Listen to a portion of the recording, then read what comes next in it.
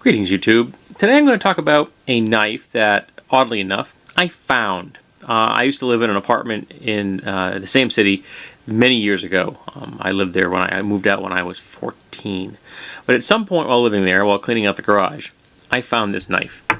Now, it's got the markings RH38 made in the USA, which is kind of cool.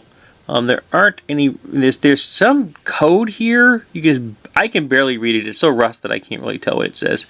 But it's kind of the classic hunting shape, hunting knife. What's nice though is, it's always seen some wear and tear. I did not do that. That's how I found it. Is that it's got lucite here in the handle, and lucite in the handle. Lucite was a new material at one point. Lucite and aluminum. And I imagine they put this in there because it was the new thing. It was, out of the ordinary. So I'm thinking this pegs this blade that sometime in the 1930s or 40s. I'm not positive. I'm thinking maybe the 40s. I couldn't tell you for sure. This pommel here is is pinned in place. It's got a little bit of play in here, but again, it's a fairly old knife, and these spacers in here are leather, so they've changed shape over the years and shrunk a bit. And, well, I did at one point put a decent edge on this. I haven't touched it in years. I found it recently in my collection. I'm like, hey, I haven't talked about that knife yet. But it's a pretty substantial blade here. It's, let's see, 6 1/4 or 100 and, 53? No, sorry, 157 millimeters. So it's a substantial size knife.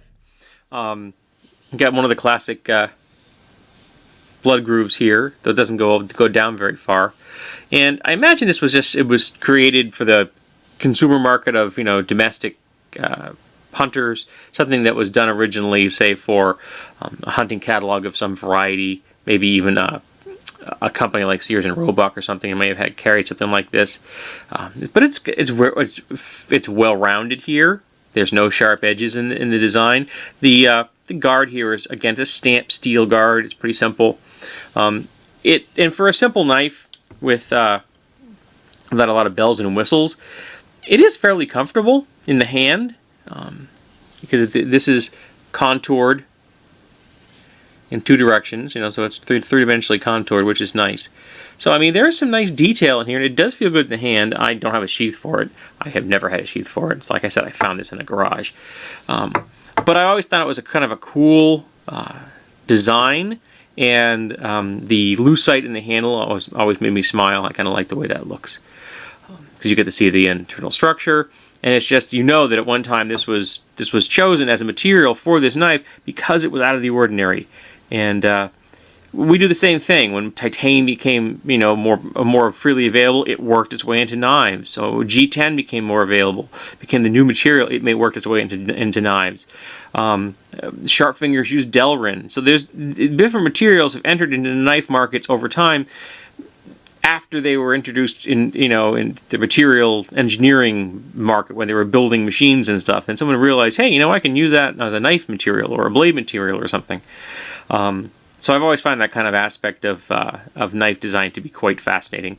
So there you have it. It's a found hunting knife that I have no idea what year it is. But if anybody has any information on something like this, that would be greatly appreciated.